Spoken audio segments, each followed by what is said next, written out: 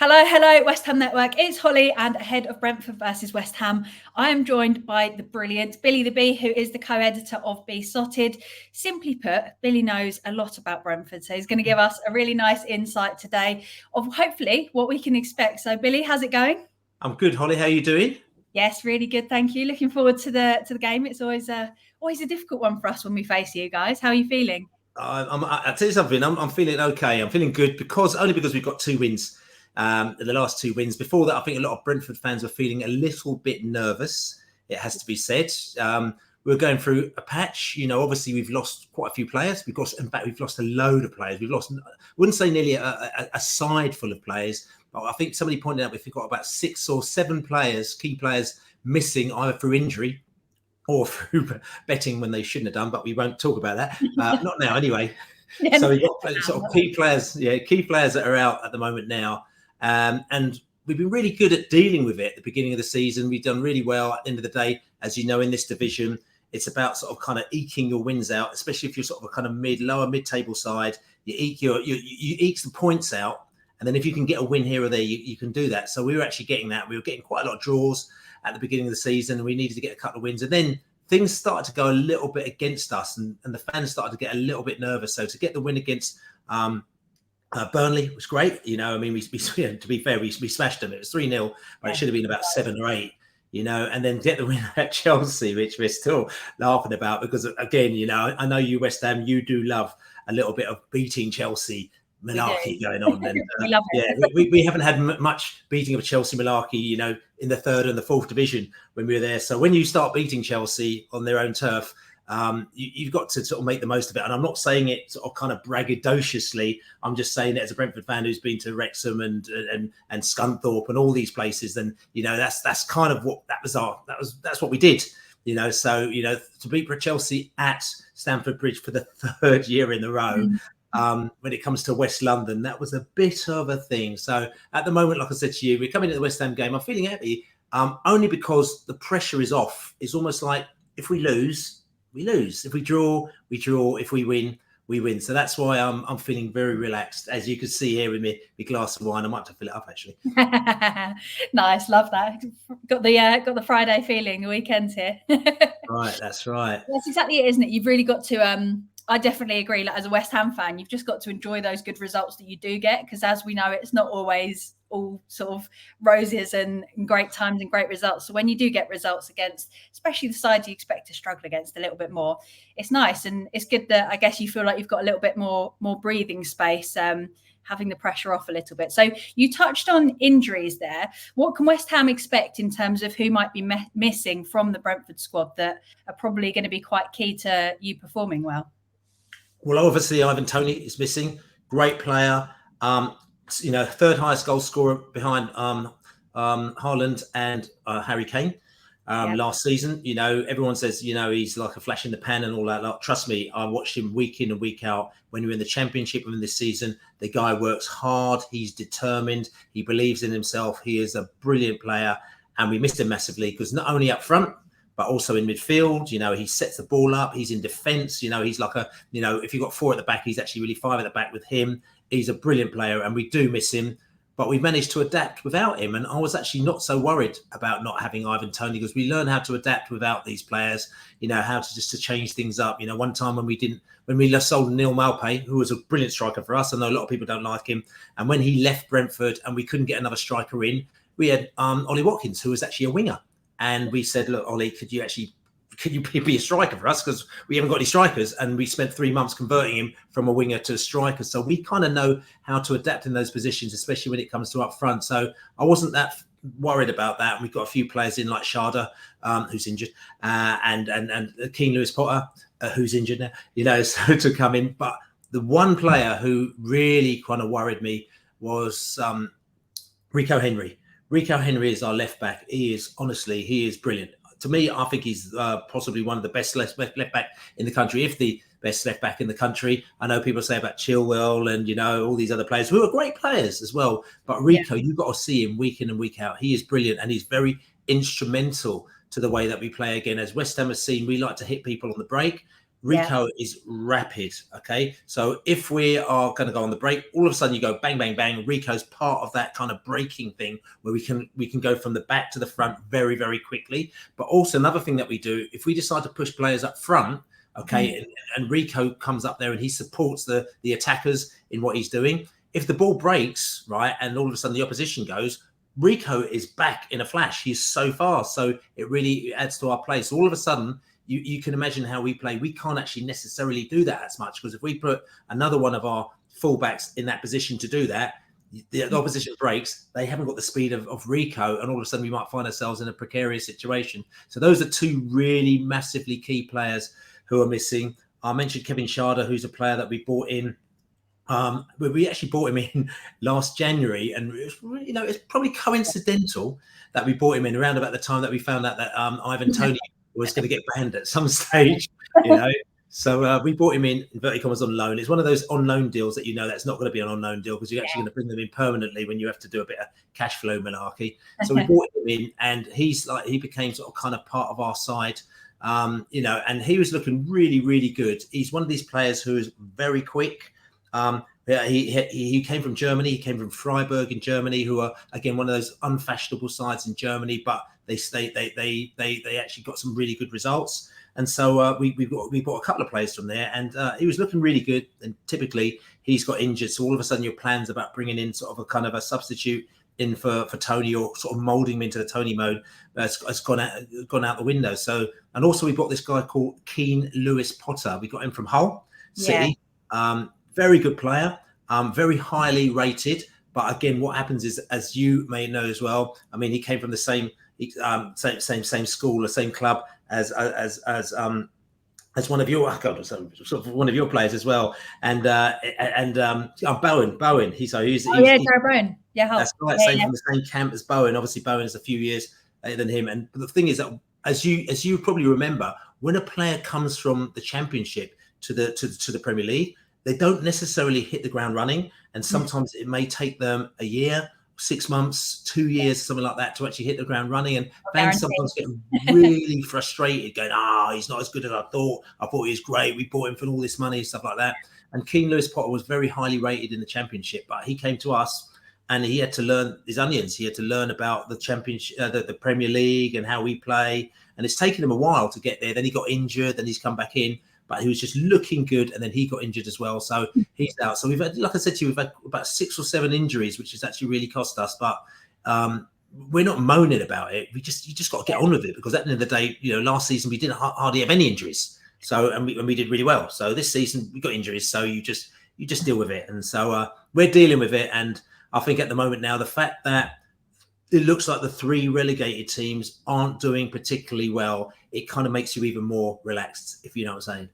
Definitely. And touching on playing on the break that you mentioned there. So I know you guys love to catch us on the break, and that's what we've actually really struggled with when we have played you, and hence us not doing very well in the Premier League the last couple of times we faced you. We find it particularly difficult, but this is now something that West Ham are doing quite a lot as well. We're playing on the break, and we're not playing particularly well with possession. Do you reckon this is going to be sort of a battle of who can play on the break the best? A bit of end-to-end football.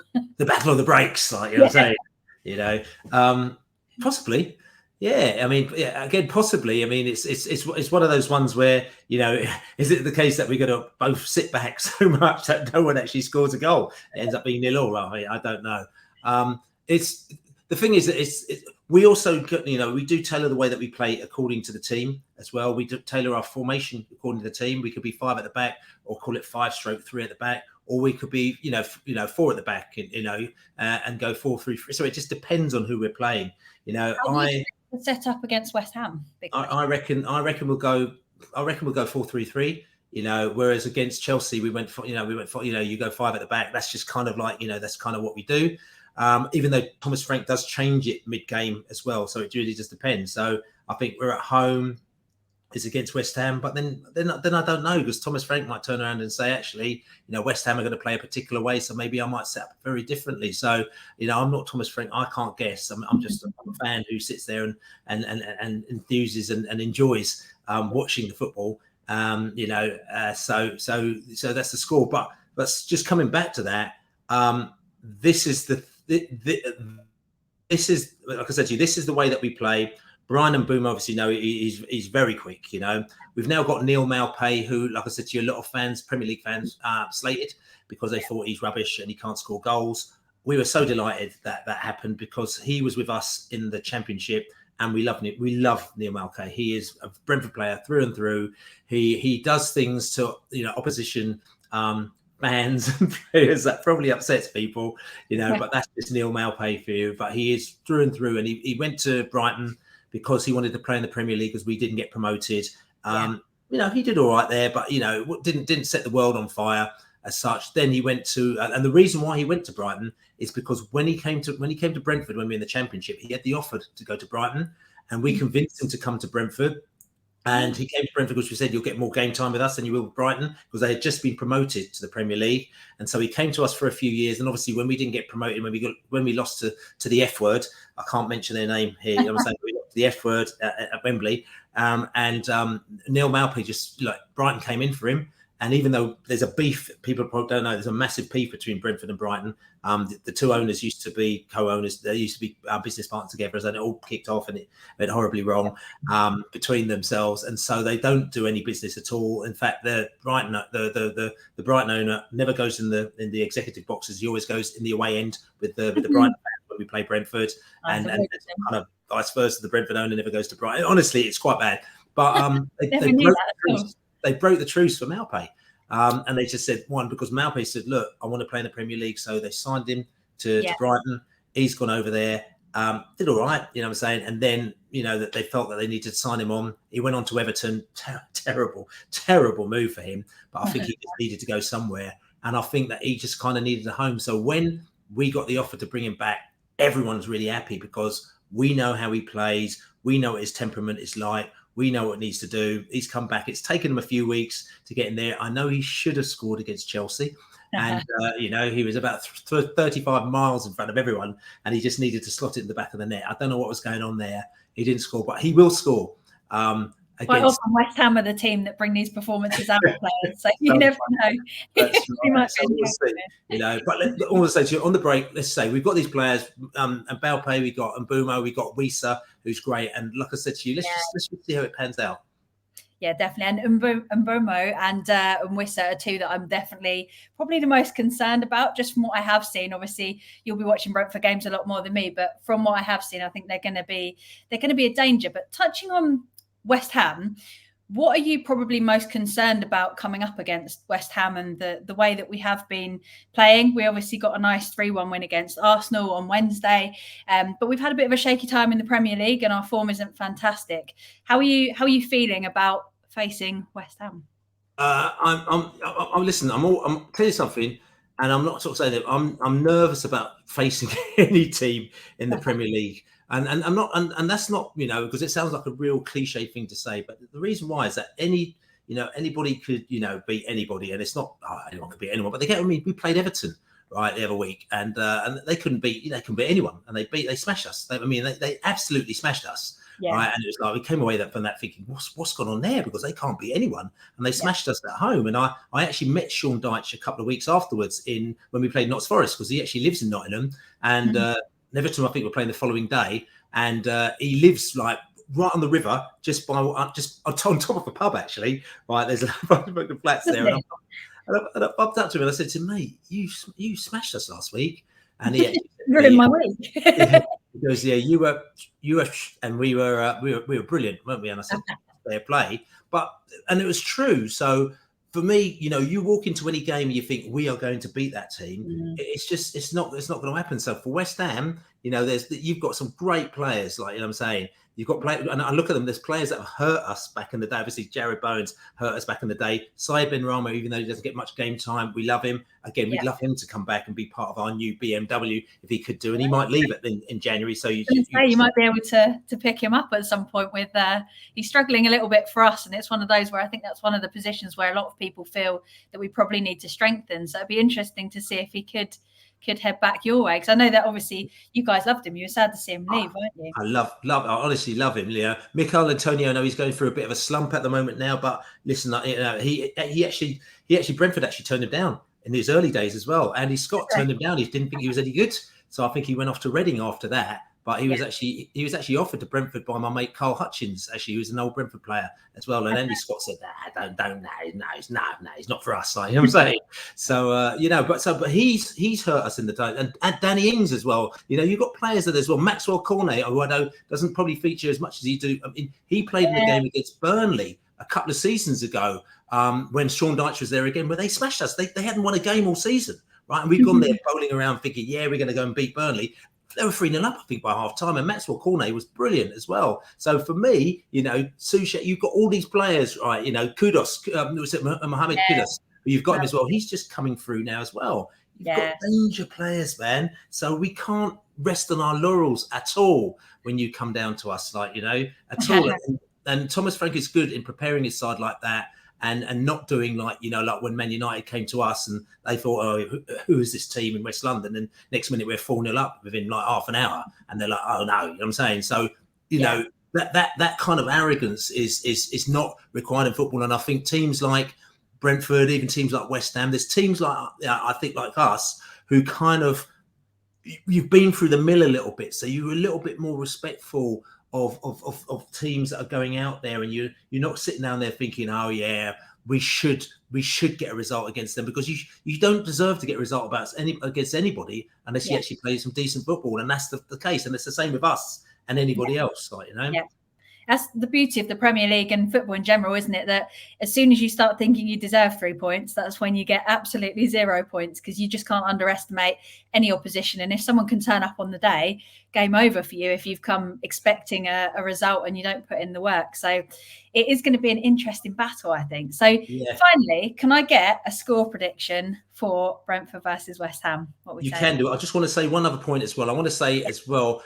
listen, we're all football fans here together. And if you really love football, right, at the end of the day, you kind of love football fan journeys, right? And you understand, and it doesn't matter, about the opposition. You kind of look at things and you go, you look at situations, you sort of say, oh, I wish that was me, or I can respect that. And I think that, West Ham last season, when you won that cup, I mean, a lot of people said, oh, it's a crap cup. It's irrelevant, right? We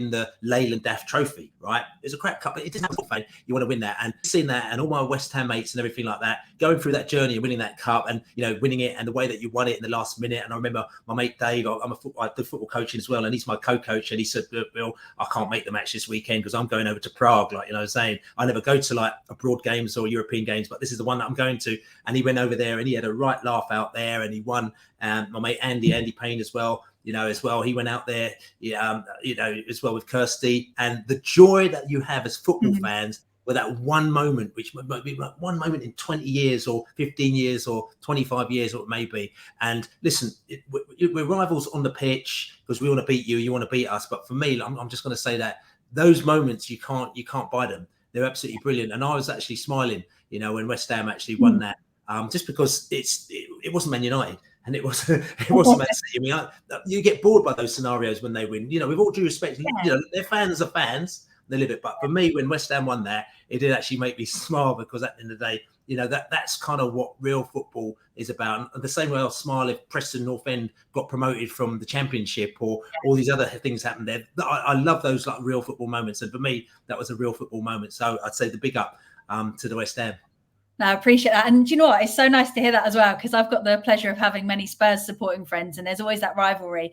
But I had so many people say to us, like, oh, the Conference League doesn't matter. It's like a Mickey Mouse Cup. But in football, it's so special to have those moments where you get to celebrate something. And similar to Brentford, there aren't many opportunities that you get to really go, that day I was there and I remember what I was doing and it felt so special. So like you said, to have those moments, whether it's promotion into the Premier League or whether it's winning the Conference League, those moments are really what stick with you. And it's just such a beautiful moment in football. And like you said, I'd be happy for other clubs in situations where they kind of defy the odds and it's not the typical Big Six winning things. So it's the beauty of football, isn't it? It really is.